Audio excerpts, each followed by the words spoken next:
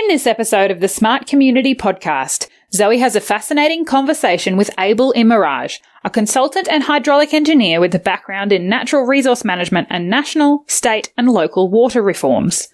In this episode, Zoe and Abel discuss the value of citizen thinking and the unintended consequences of individuals adopting technology without thinking of it as a broader community issue, as well as how Abel sees Australia embracing the smart community concepts. Abel tells us about the concept of urban mining and why the circular economy should always be in the same conversation as smart communities, as well as why the nexus of water, energy, waste and the land is so important. Zoe and Abel finished their conversation discussing the emerging trends of information poverty, the increasing complexity of the world, the bundling of service providers, and how brokers are now becoming more common to help us navigate the increasing choices that we have.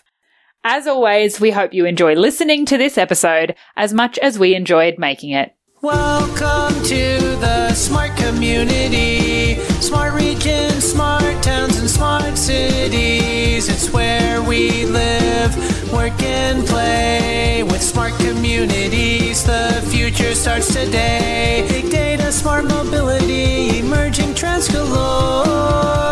The Smart Community Podcast is what you're looking for. Hello, Abel. How are you today? Well, thank you. Thanks, Zoe. Thanks for having me on. Oh, no problem. That's so great to hear. Let's just jump straight in. And can you tell us about your background and what you're passionate about? Okay.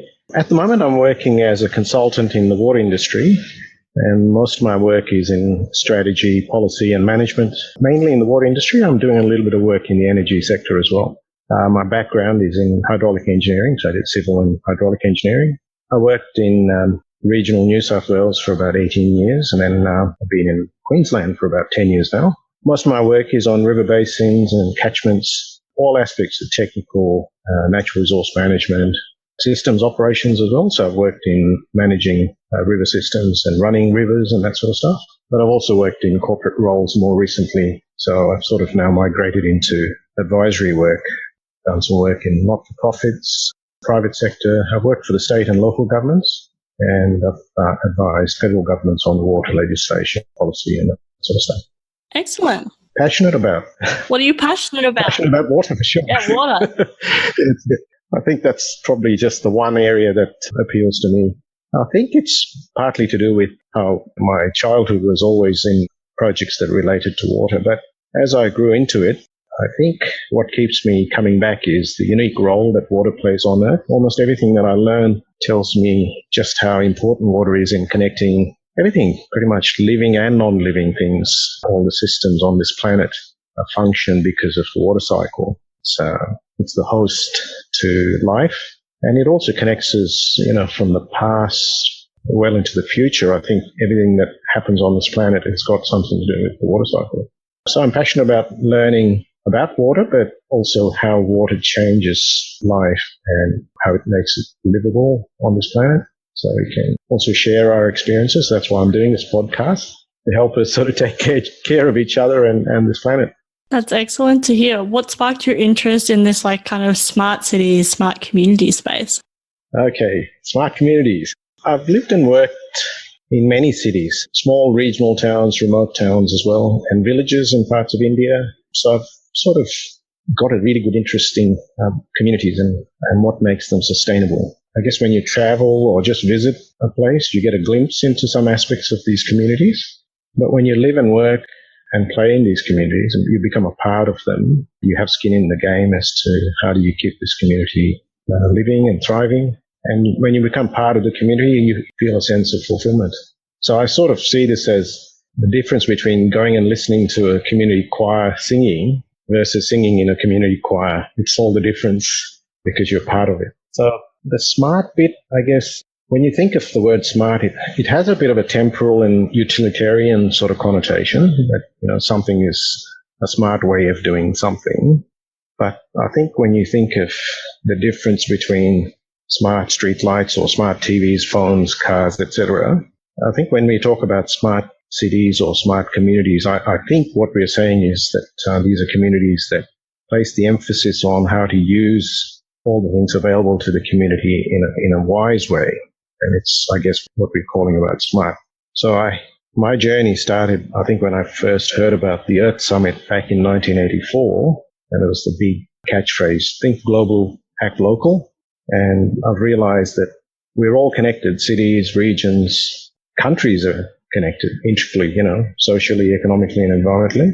So I think the smart communities is really about how well connected we are. So the city of Brisbane is connected with its catchments and the bay, both for resources, but also for its economy and society. We all connect with people living across the world. And a city like Brisbane, I think more and more people now have communities that are global, and they're part of tribes that are planetary, global, rather than just thinking about that neighbor right next door. So that's what I think is really fascinating about the communities that we live in. We come from everywhere, we go everywhere. Our products come from everywhere and they go everywhere. So I think it is about that community much more than just a local location. You've kind of stumbled into this next question, which is, what is a smart community to you? Yeah, so I think, I was sort of leading into how important it is for the people in the community when they adopt what I call citizen thinking. So it's a bit different to the reductionist way we look at ourselves, or the way that people portray us. And we either classified on the basis of, are you a resident of this city, or you're a taxpayer, or you're a customer, or beneficiary, user. These are all tags that we give ourselves. So the last thing you want to be thinking of yourself when you live in Brisbane is to be considered as a Brisbane ratepayer. I think that is so demeaning. So a smart community is really one where the people have adopted citizen thinking.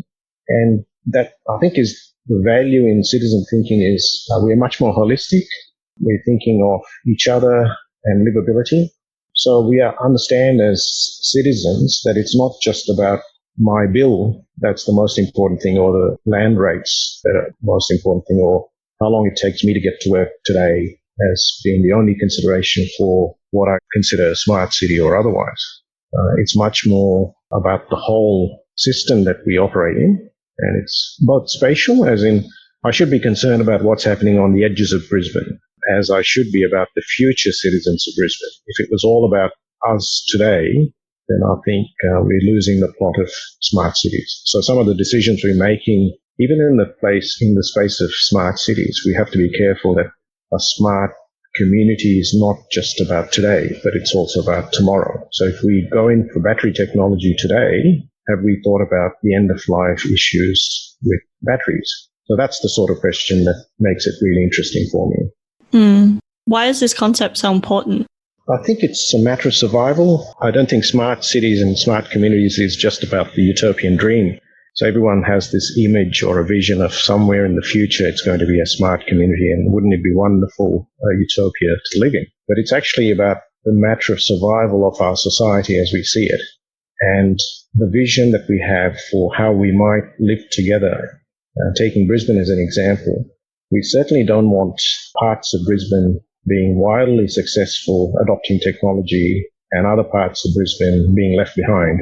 We're beginning to see more information segregation, the power play shifting to those that have lots of information ready to hand, making good choices, and those that have little information can't make a good choice. Then you begin to see subsidies going from those that don't have it to those that have it. So we see that playing out in a lot of areas where the one with the most amount of information and can make the decision quickly gets to benefit from that whole cycle, and those that are sort of struggling with that whole concept, they end up subsidizing those that do. So I think these are some of the things that are a matter of survival. If you look at cities across the world, you'll see that there are gated communities within these cities, which they've got everything they want because they can afford to pay for it and they've got the capability to make it happen. But then other parts of that same city are slums. And you think, what's going on here? Is that a smart city? Is that a smart community?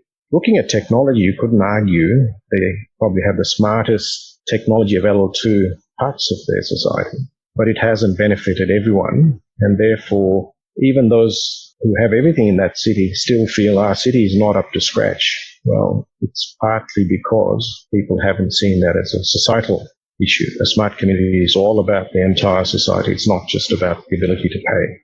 So the concept of people going off-grid today, if I can afford to go off-grid and cut myself off from the network that provides the whole community with energy, then I should be aware of what the consequences are should there be people that are left on the system who can't afford to pay.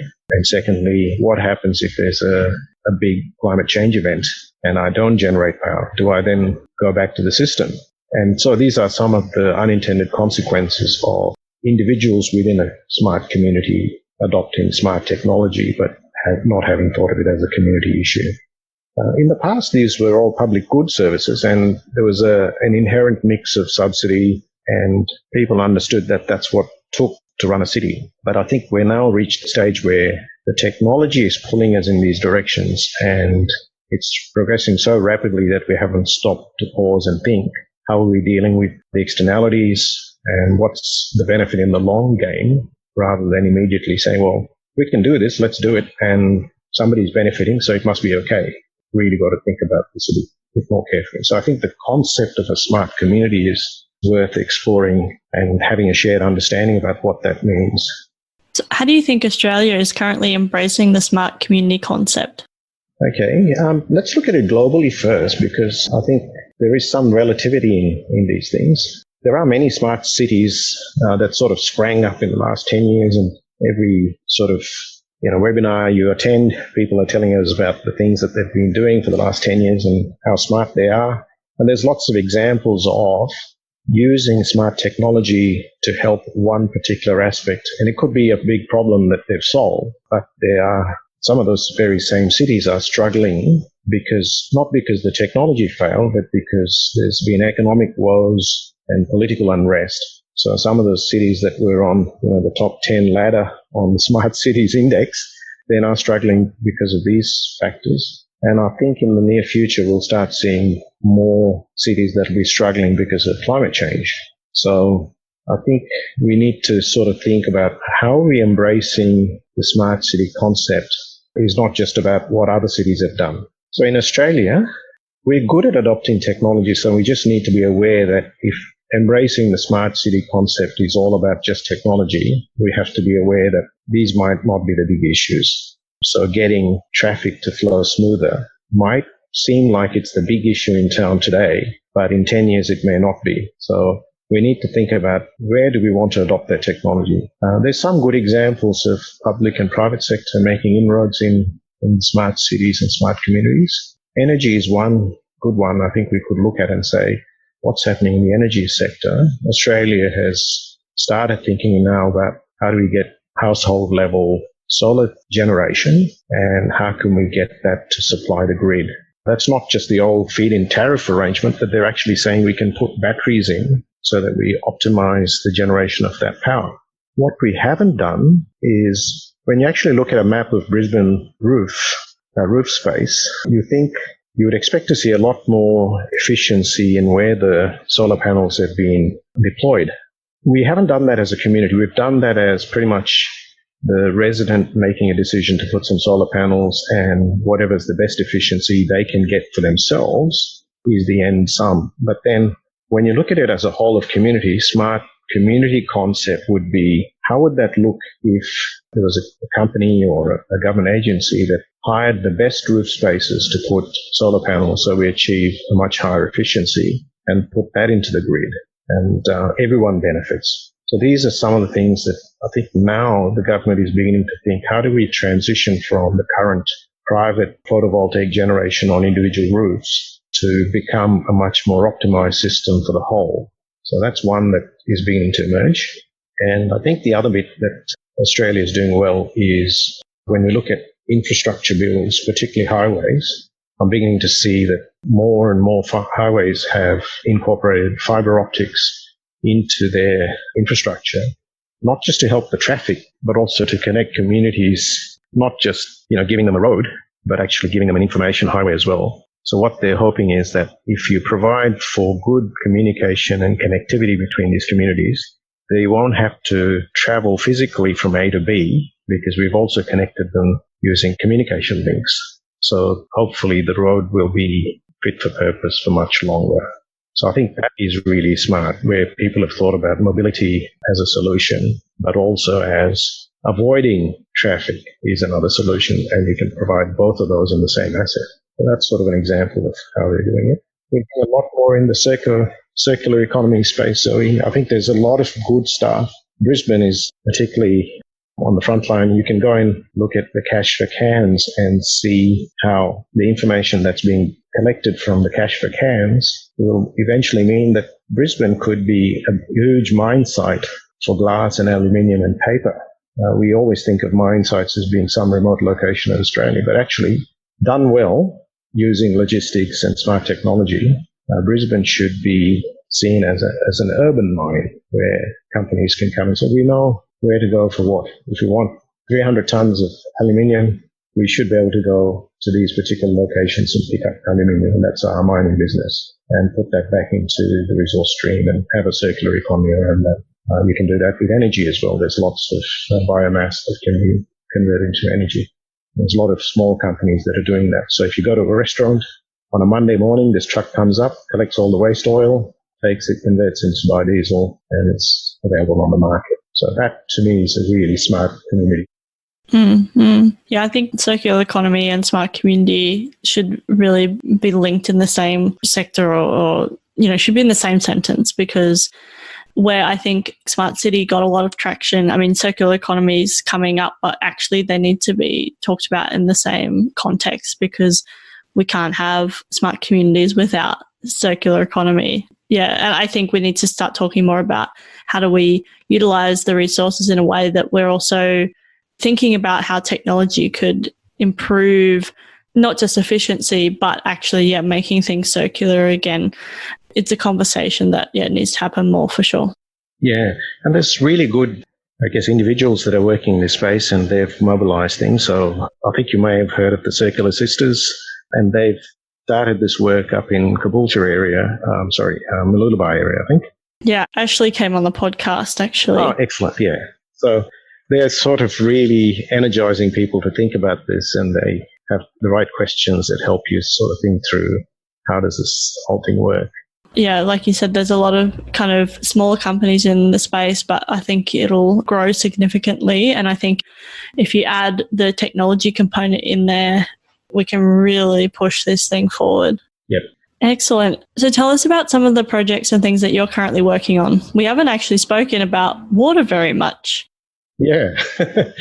Yeah. So I think in the area of water, particularly for smart communities, most people see water as an input, and they don't actually see it as all the things that water is needed for to make a place livable. We've actually written a book about this. It's called The Utility of the Future, Future Directions, and it's available online as well, so I can connect people up to that document if they're interested. Yeah, we can put the link in the show notes, yeah. So it talks about how important it is for us to understand how we're connected through water and water-enabled cycles. So if you think about carbon or nitrogen or phosphorus or nutrients or sediments, they're all sort of mobilized and moved around through water.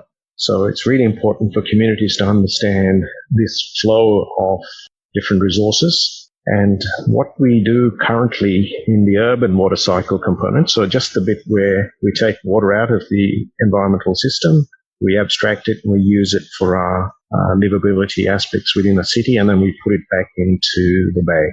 If you look at just that part, we take potable water and we use it for flushing toilets, and we bulk up, in effect, what is actually a waste product, but it contains a lot of resources. We bulk it up using water, and then it becomes easy to transport it in sewer pipes, and then we take it to a wastewater treatment plant. We treat it, and then we spend a lot of energy to separate the water from the waste. So this is the real conundrum that we face is, first of all, we're using a very high-value product, which is potable drinking water. We're using it mainly to convey waste, and then at the other end, we spend a lot of energy to separate out that waste from water again and make the water again as clean as we possibly can, and then we put it back into the bay. So we have to look at this paradox that we currently have, where a very valuable product is being used in that regard. And the second bit, which is we actually generate nutrients in that waste stream which could be used for energy, which could be used for biosolids, for agriculture. We haven't really closed that. So the circular economy principle we talked about earlier, when you look at it in the water cycle, there's amazing developments now with using biosolids for agriculture. Not the old generation where I think in China and parts of India, sewer waste was often used for agriculture. But we're now talking about state-of-the-art technology that makes it safe for use on crops, even food crops. So that's the sort of circular economy that we should be looking at. I think in this document we've written about the utility of the future, we're thinking how great it would be if at the first day of spring, every house in Brisbane receives a bag of fertilizer, which is basically thanks to you, thanks to your business. Here's some fertilizer that we produce from your waste. Here it is. You can use it in your garden. Recycled water is another valuable product. So this is that circular economy principle. So a smart community now globally has at its foundation the nexus between water, energy, and land. That nexus is so important because the water inputs and outputs and the energy inputs and outputs are somewhat interchangeable. You can produce a lot of clean water if you have unlimited source of energy, but that's not necessarily a smart thing to do. So we do want to think about how do you manage supply and demand? How do you conserve water? How do you conserve energy? And then when you think of land, which produces food, fiber, fuel, ecological services, this nexus between these three things is the most important thing that a smart community needs to be thinking of.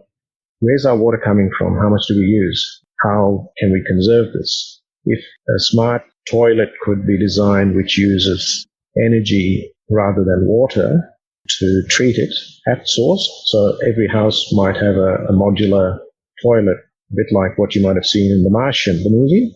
So on this spaceship, he has this unit which produces fertilizer, and it's all through energy, using energy to dry it out, and the moisture then goes back into his water system and so on. Technology is just around the corner, so there's a lot of investment going on to these things. And what I've seen is some developing countries have actually leapfrogged us in using this technology because they went from having no toilets to the next generation toilets because resources are scarce. I guess the strange thing for us is we've evolved with the technology, but now we've got locked into this current paradigm of, we just need to have huge networks of pipes going everywhere, taking all our waste, treating it, and hopefully treating it well, and then dumping it into the bay, and that's all we know. But some of these communities in the developing world, they've leapfrogged it, so they get energy, they get water, they get nutrients out of the system. So to me, that's a technology-driven solution. We should be looking at how can we transition, and I think that's possibly getting into the next question of how do we get this thing to happen? How do we transition from where we are today, where we need to be? And that, I think, is really the sort of thing that you want to co-design with communities. This shouldn't be seen as a government backing a horse, which is a technology solution, but rather working with communities and saying, these are all the elements that make for a good community. How do you think we should take this technology, and what should be the transition arrangement from where we are today to where we should be in 20 years? That is really how you create integration. I don't think it can be just through legislation, say, you have to work with this company or this company. Look, that's not how it works. You have to have this as a grassroots solution because ultimately the cost of the transition and how long you take the benefit out to is dependent on how well the community understands why we're doing this. And it's, I think, more than just information, Zoe.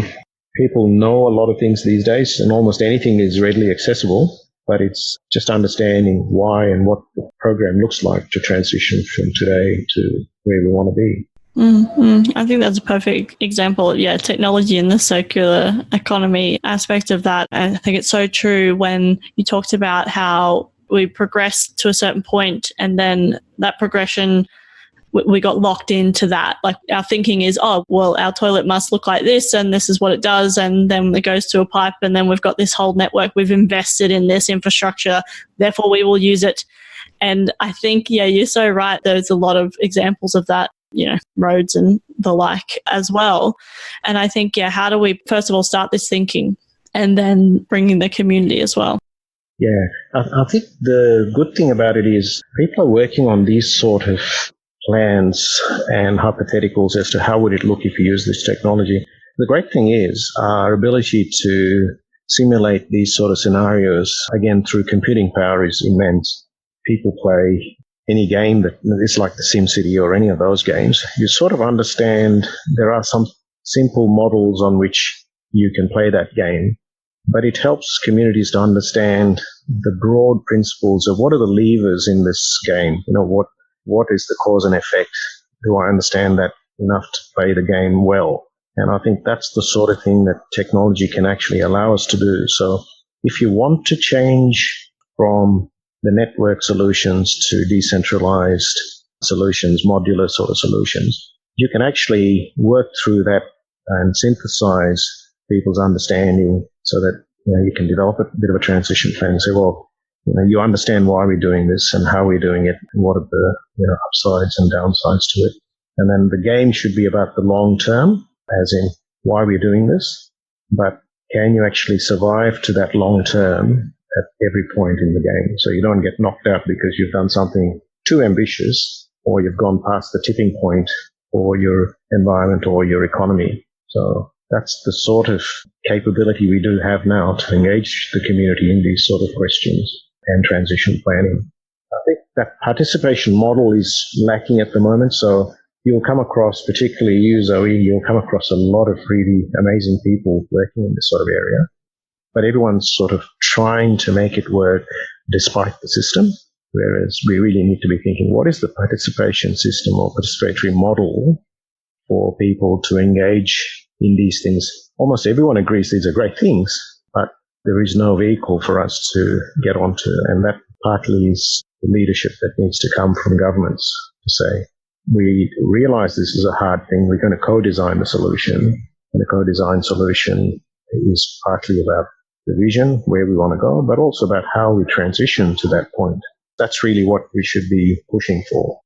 I think that leads perfectly onto this next question, which is, how do you think we can better integrate across the different disciplines, governments, industries?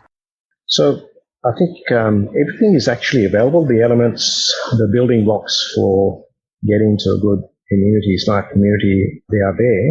It is getting that human element into it now. So beyond the academic understanding of what a smart community looks like, is how do we engage the communities in this? And I think we've sort of been looking at different aspects of it, and I think people are genuinely pleased when something good like this happens. There's a lot of people that think, oh, now that we've got something like Cash for Cans, it's great. It opens up another opportunity to grow our society economically. So there's going to be some development because we can get some resources back into the system, but also socially and environmentally, it's a good thing. So I think that's the sort of stuff that can become the catalyst for integrating different disciplines, governments, and industries. So often you need to have something like that, which is a bit of a spark, but if it's thought through really well, then it can really integrate things, and then, success breeds success. So we now need to be thinking, so what beyond Cash for Cans? Should we be looking for the urban mining exploration permits? Should we be looking at mining permits for Brisbane? So companies start thinking, so what can we get from here? What's available in the city? How can we collect it? How can we process it? How can we get it back into the resource cycle? How can we make money? How can we employ people? So once that question comes in, then integration begins to happen. So they will then connect up the whole ecosystem of suppliers, processors, logistics companies, marketing, plus the government needs to make it happen. So these are the sort of things that, really excite me. So they're all part of what I call the transition planning. So we need to map out, so what could we piggyback on this Cash for Cans? What would that look like? And I think it's a generational thing as well. So it's really good when schools get involved in these sort of projects, because these kids who are in year 7 now, in 10 years' time, they're going to be the movers and shakers. And when they get these sort of foundational skills, this is how the system works and this is how I can create some value, you're able to sort of keep that transition planning going far more adaptively than we can. I'm keen to hear a bit more about this urban mining term. I mean, it makes a lot of sense to me, but can you just explain it a little bit further? Okay. It's not new, as in we've had, I guess, the old term was waste concessions. So cities often, particularly in Asia or Europe, they have what are called waste concessions, which is basically the contract to take waste away. What you do with it then is to a large extent regulated, or if there's a business decision you make and say, we can extract this particular item and recycle it, then it's up to the contracted party to do that.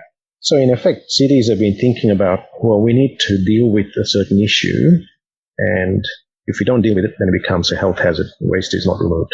So you think of it in that sense. But what I was saying is about urban mining, this actually should be seen as an opportunity. So the information that we now have, most data analytics companies can tell you to the nearest 10 tons how much, say, recyclable aluminium enters that particular area and leaves it. So it's actually a case of understanding these resource flows and on the basis of that, making a decision as to, is it more appropriate that rather than opening a new mine somewhere, that you actually look at these waste flows and say we can substitute or perhaps even just supplement those resource flows using the material that's already made its way into the city. So make that an active proposition and put that up as a tender and say we have the ability to extract so many tons of material. As an example, I think New York City, out of the sewage waste, extracts about $3 million worth of gold each year. Now, that's not a lot, but it's a single point, which means if you have the right technology, you should be able to extract that, and it's far more certain that that's what you're getting. But more importantly, it's the avoided cost of not having to open a mine. There's no attendant risks of mining associated with that particular amount of gold. So these are all the things. Then e-waste is another one. So these are the things that you would do today for a variety of reasons as a source of materials, but also avoided cost, both in terms of landfill as well as mining, and also a future issue that at the moment we don't cost it. So we normally analyze tips on the basis of how much time we have left on that tip, but we haven't thought about the longevity of that tip. We will always have that tip there as long as it's got waste material in there. We haven't thought about if we avoid putting certain types of waste in there because we've mined it out, then that tip can be reused for other things, or it has a much shorter time span before you need to go and fix it. So these are some of the issues that are associated with urban mining. That's why you do it. So it's not a new concept other than you turn it from a proposition of solving a problem to one of opportunity. Excellent. Thanks for sharing that. It's, I think, even though not a new concept, but now with technology, again, you can really take advantage of that waste stream or, aluminium or that type of thing. So it's, so much opportunity in that space. Exactly. And I think that's the sort of thing that we should be creating more opportunities in, because you just sort of triggered my thinking just a little bit there, Zoe, when you said the ability for us to do things today because of digital technologies is immense. We have a lot of capability. We need to be applying that capability for good things, because in the lack of that, if there aren't these sort of opportunities, people to say, I'm a data whiz, I know how to do this stuff, and here's an opportunity for me to put all my capability into doing something useful. Guess what? If those opportunities don't exist, then all we end up with is possibly just more games. All that capability is just going into what I would call as second order or third order things for society rather than the first order issues. We should be getting all these brilliant minds to engage in the issues around climate change, waste, creating opportunities for them to apply that information, that knowledge, skills, capabilities. And a lot of startups have these ideas, again, but there's no participatory model for them beyond somebody's going to help me develop an app. Well, apps are good, but you really need to connect that app into a whole ecosystem. So you need to think of, if I was creating the mining industry today, and there didn't exist anything, what would it look like? And that's where you start, actually, I can bring a lot of people into my new venture. It's called an urban mine, whatever it is. Yeah, no, that's kind of triggered my thinking as well, which we've got brilliant people that okay, so I'm going to, make a game because then I can sell it and make money or whatever. And I think games are important and that type of thing. But also if you then take the learnings from that into the real world, you can actually be solving real problems. But there has to be that availability there, that participatory approach with the government, because these guys and girls are building these things, in the virtual world. And if they could help governments or whatever build it in the real world or however it would kind of work, one, a smart community thing to do, but two, like you said, using those brilliant minds for something that's real world and going to save the planet. Okay, let's go on to the next question, which is, what are the emerging trends that people aren't talking about enough? Yeah. Well, I guess that's the hardest question because, almost everything is being talked about. And I don't mean that in a deprecatory sort of way, but there's a lot of talk. And there's certainly talking up investment opportunities, but we aren't talking about the sort of risks and downsides with a lot of things that are happening today, particularly the social disruption, alienation, disparity in information. So there's information poverty now, which has become, I guess, a big risk in understanding how people can get opportunities to be fulfilled in society. So there are some trends that are emerging now we need to be careful about. And I think that is a complex one, and that whole complexity itself in the scenarios that as different mega trends begin to have sort of a compound effect. So there's the juxtaposition of population growth and where they live in often low-lying floodplains or coastal areas. Then you have the climate variability trends also sort of combining the impact. So when you have another event, there's more people affected today than there would have been, say, 10 years ago. And you think, well, what's going on? Well, there's more people wanting to live there. So I think these are some of the trends that are beginning to make the rounds, particularly when people are thinking about how do I plan for the future. There's an increasing complexity trend. The other bit is how quickly disruption sort of changes everything, but also how brief some of the disruption is. So things that we thought were going to be groundbreakers and changing the world sort of stuff, and then 5 years later they're just nowhere. Not because they've been overtaken by something, but because people go, well, that was not a good outcome, so we've decided to sort of move on. And the trend also of the increasing lag between the innovation and the capture of true benefit for society. So innovation is introduced and some people benefit. Sometimes it's the user of that innovation, and sometimes it's the owner or the shareholder in that innovation. But society as a whole is still waiting for the true benefit from some of those things. So, and that's not because it just takes a long time for those benefits to occur, but it's because the model on which they've based it hasn't captured the externalities, particularly if you decide to build a new asset and that asset is supposed to be for the benefit of the users. So I'll give you an example. If you think of these electric scooters, and you think, well, that's got to be a good thing, isn't it? On the surface of it, yes, it would be. But if you did a whole of life assessment of those things, I think that's when we would have to be confident that these things are really good.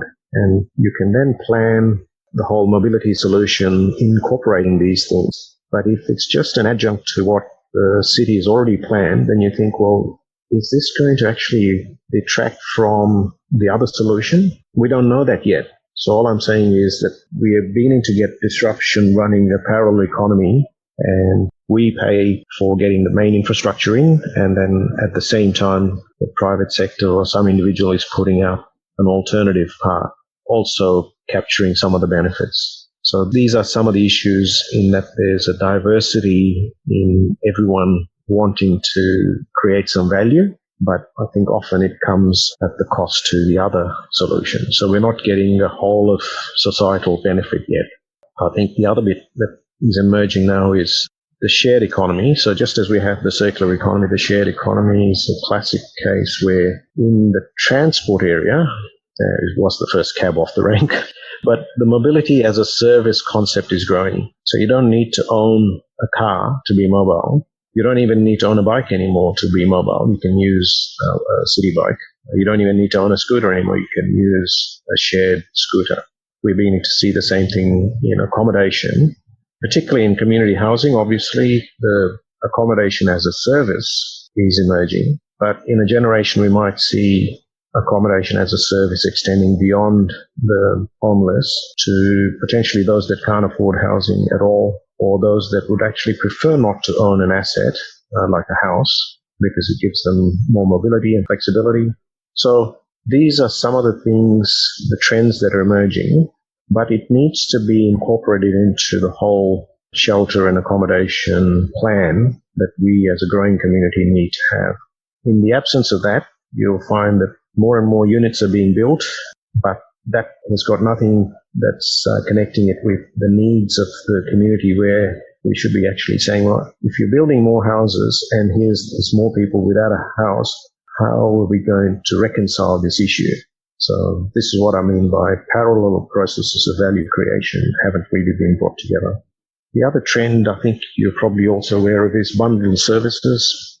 If you look at the choice that we have at the moment, and even though there are lots of brokers who claim to make your choice a lot easier because they can analyze all the products on offer and give you the best value for money, and all you have to do is just click on your thing and you know it's all sort of self-regulated and all that sort of stuff.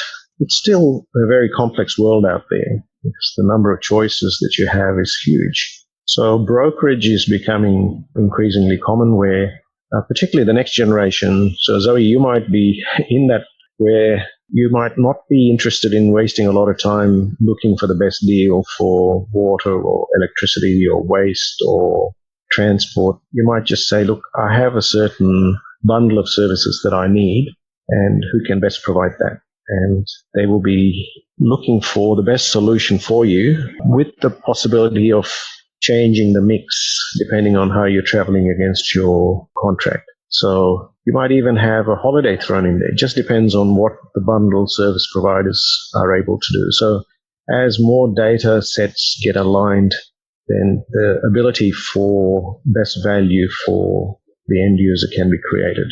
Now, I temper all this by saying we have to be careful not to just run away with this thing, because if all that happens is those that aren't making the right decision are simply subsidizing those that have made the right decision, and that's simply because of technology giving some people an advantage versus the others, then I think we're losing the plot.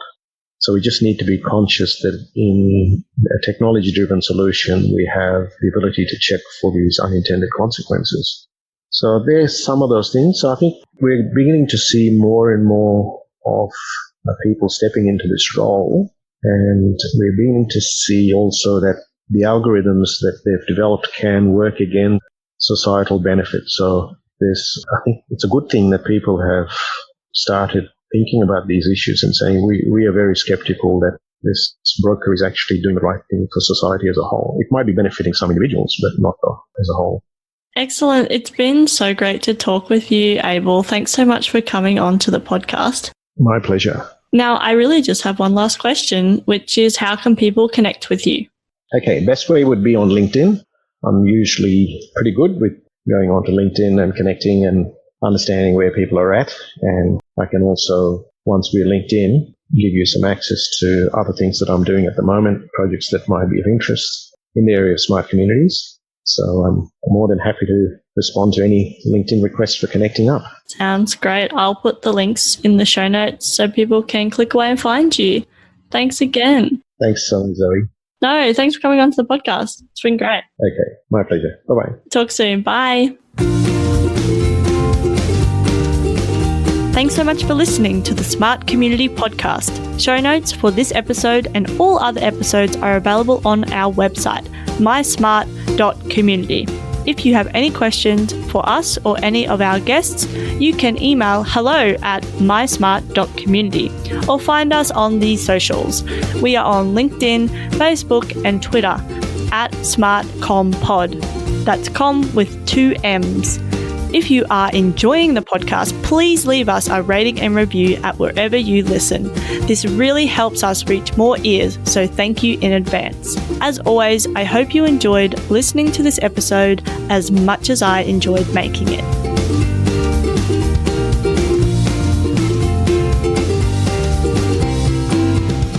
The Smart Community Podcast is what you're looking for.